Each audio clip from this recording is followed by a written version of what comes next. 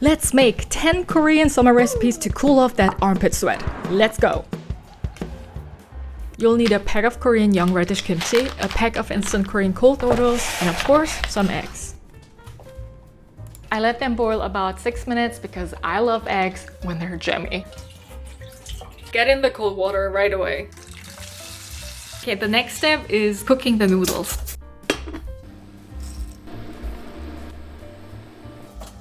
Let's drain the hot water. Let cold water run into the noodles and wash it like this. The noodles are ready and we're making the soup now. Making the soup is pretty easy too.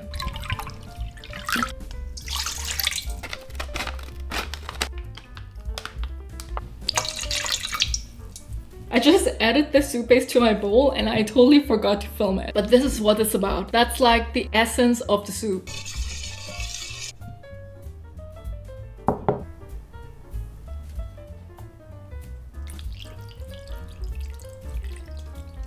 This is looking so good. The police is coming for me.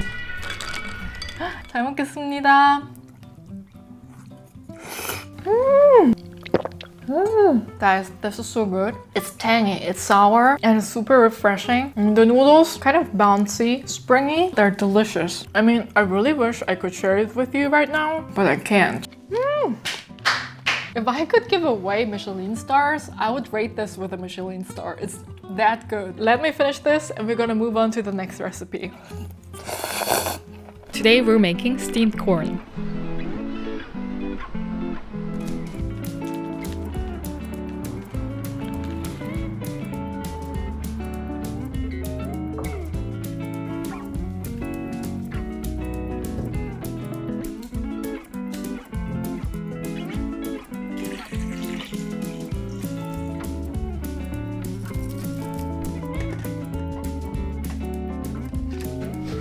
Okay, let's move it to the kitchen. Sorry, it's not cleaned up here. Turn on the heat. The corns are cooking and we're making one of the most popular Korean summer drinks. This is called misutgaru. It's a roasted powder made of 12 grains.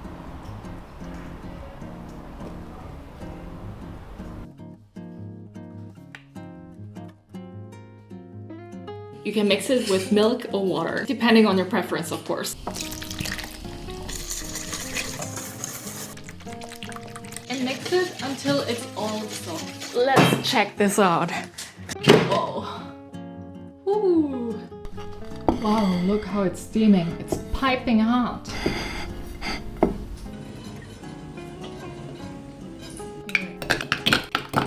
Anyway, shake it with your drink. And it's done.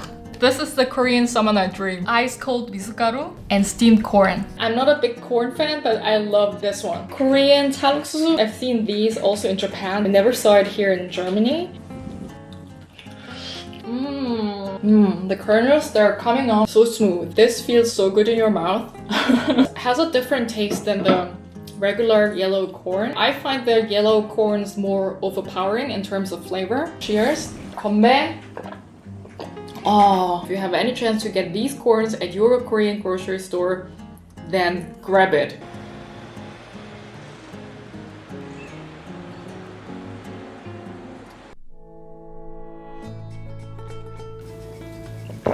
Oh.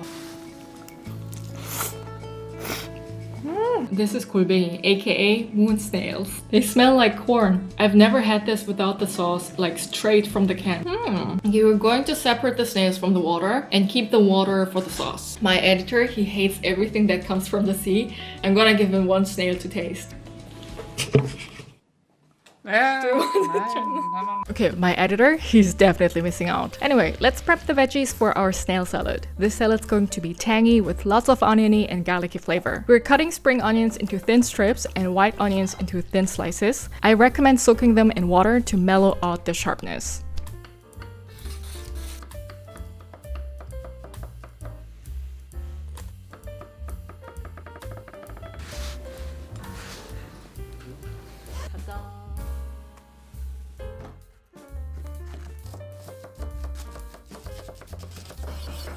Okay, now we're whipping up the sauce. I'm casually throwing in gochujang, Korean chili powder. Oh yeah, sugar, corn syrup or syrup of your choice, white vinegar, snail juice from the can, lots of garlic, and roasted sesame seeds. Mix, mix, mix. Now, add the snails, gochujang sauce, cabbage, and onion slices to the bowl with the chopped veggies. It's time to mix things up. The final step is cooking Korean wheat noodles. No worries if you don't have them, angel hair pasta works just fine.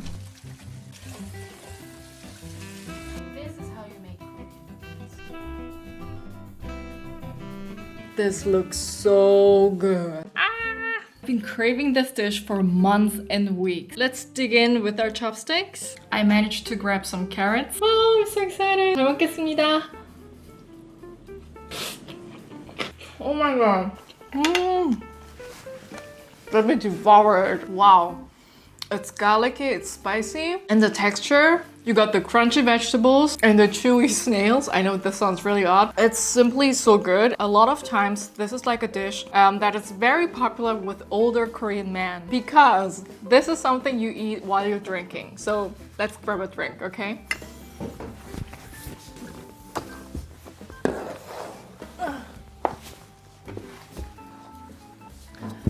Usually in Korea, you'll have this with a glass of soju, but I don't have soju today. I'm just gonna stick with my white wine and pour it into my teacup. Wow. Cheers, guys. 짠! Oh.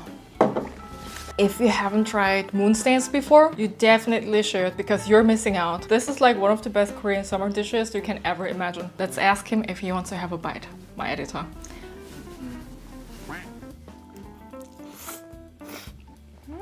How did the sugar? This is gonna make you drink even more. Okay, let's move on to the next recipe.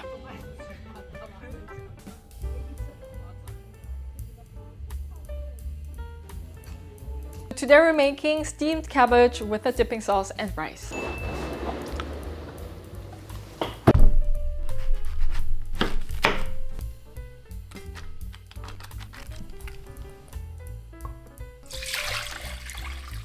We're going to place the steamer inside of our pot and put the cabbage inside. Steam it for about 10 minutes.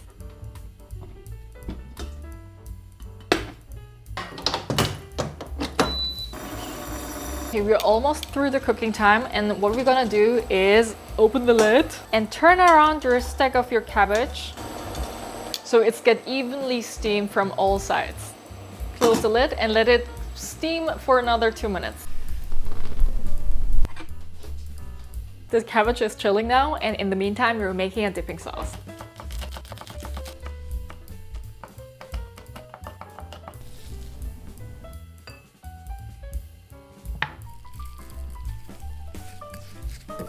It's all set. I'm getting the rice. I already made some rice. I made a lot of rice. So I'm gonna show you how to eat this. Take a cabbage leaf like this, put some rice on it, get the sauce on top of your rice. Wrap everything together into your mouth. Let me fully enjoy this before I speak. I really don't know the actual science behind this, but I really wonder, why does the cabbage taste so sweet? Like, what happened in there, in the pot? And it feels so good for your gut health. Like, it's so soft to your feelings and to your body. And the sauce gives a tangy but a spicy flavor to all of this. If you have a bird chili, oh, it's called bird eye chili. So if you have a bird eye chili and if you love to eat spicy food, do yourself a favor and toss in one bird eye chili. Like, it's a game changer, definitely. Okay, I'm gonna eat this up before moving on to our next recipe. It's gonna be patbingsu, our dessert. Oh, the bird eye chili is so spicy. It's getting really spicy. Oh, this is hot. Whew.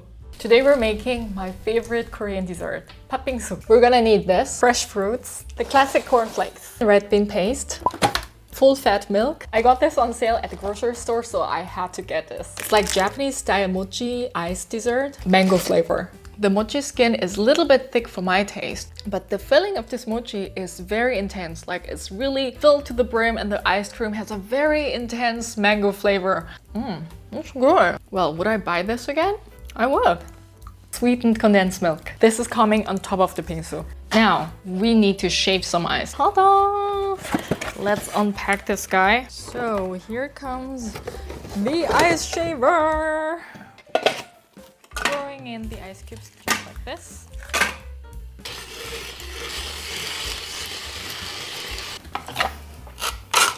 Before stacking our bingsu, let's get the mochis first. Let's cut it into quarter pieces.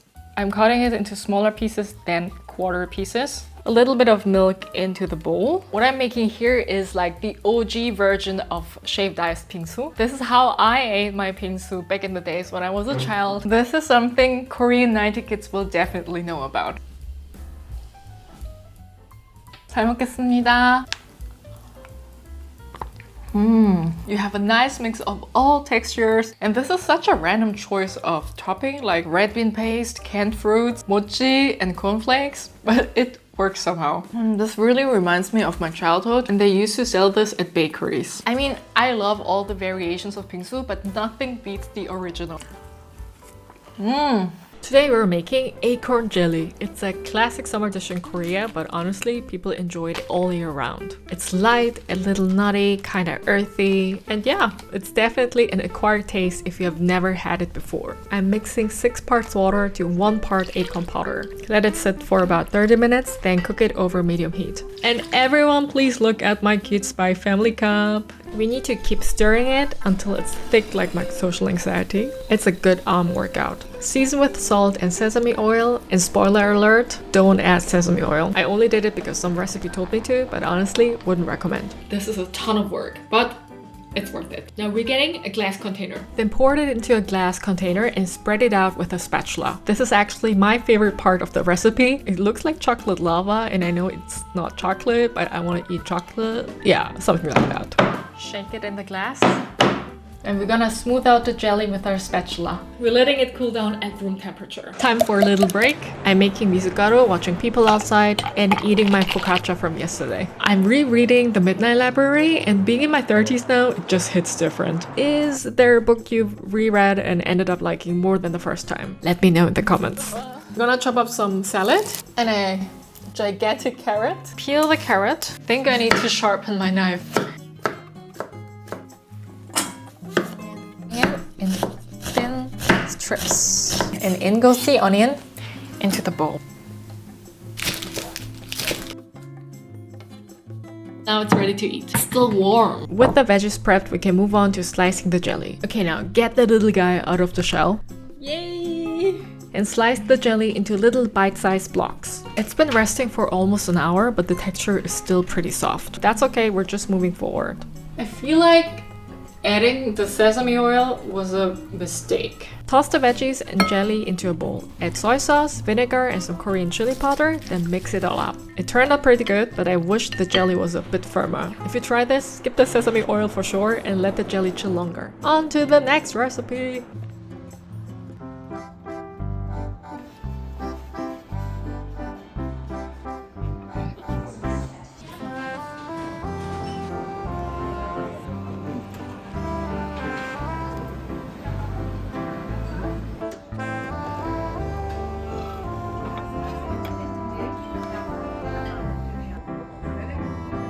This one's another true summer classic, konguksu, also known as cold soybean noodles. This easy version is a shortcut from the original recipe where you normally soak a bunch of soybeans overnight and peel them by hand before making the soup. By the way, it's gotten cold here in Germany, which is kind of funny because I'm filming summer recipes right now. For this easy version, all you need is tofu, peanut butter, roasted sesame seeds, and water.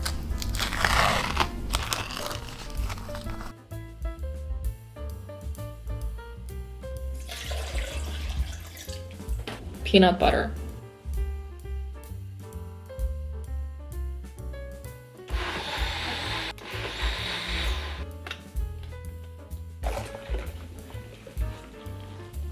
Now we're moving on to cooking the noodles. They cook up fast, so stay right there and keep an eye on them. In the same pot, boil some eggs to your liking.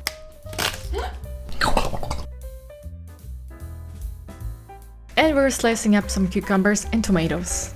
Place the noodles in your favorite bowl, pour in the soup, and top with cucumber, tomato, and a bit of egg. You can add a pinch of salt if you want, but for me, she's perfect just the way she is. Though I know there are Koreans out there putting sugar in their konguksu. I see you, sugar and konguksu people, and I'm calling the food police. Next up, barley rice bibimbap. Somehow I always forget this Korean summer classic, but every time I make it, I remember how good it is. This bibimbap is light, tasty, and easy on the belly. You can mix in whatever you like. I like mine with fresh veggies. Let me show you how. Step 1. Cook the barley rice. Mine looks kinda dusty here because I didn't wash it. But you should. Make sure to wash your rice, okay? Boiling the barley first helps it cook faster in the rice cooker, and after 10 minutes, mix in short grain rice if you like it sticky. Then into the rice cooker it goes. Okay, for the veggies, grab a kohlrabi, a carrot, some spinach, and a handful of salad greens. I'm using kohlrabi instead of Korean radish. It's a great substitute for Korean radish. Toss it in a bowl with Korean chili powder, sugar, apple cider vinegar, white balsamic vinegar, garlic, salt, and a splash of fish sauce. Julienne the carrot or peel it into strips, then saute in a little oil. Blanch the spinach for 30 seconds and season with salt. Okay, now chop the greens, then mix with vinegar, soy sauce, and some chili powder. Let's get the rice first. Rise and shine. I love kohlrabi. Here we go. And carrots are pretty. It's like heaven. Gochujang on top. Ta-da! 도리 비빔밥.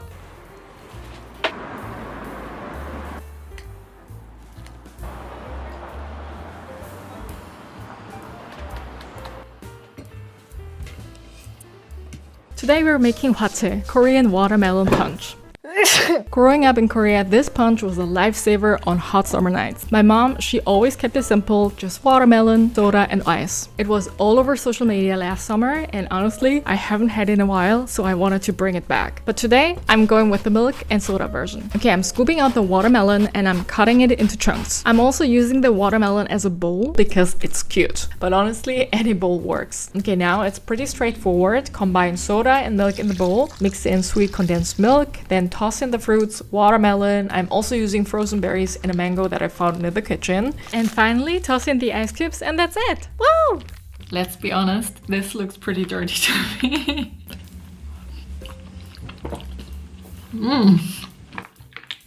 Not bad, not good. Actually, it's been a long time that I made hwache. The last time I made hwache was probably 20 years ago. I just finished a whole bowl of hwache while watching TikTok and I have a sugar shock because I ate it all by myself.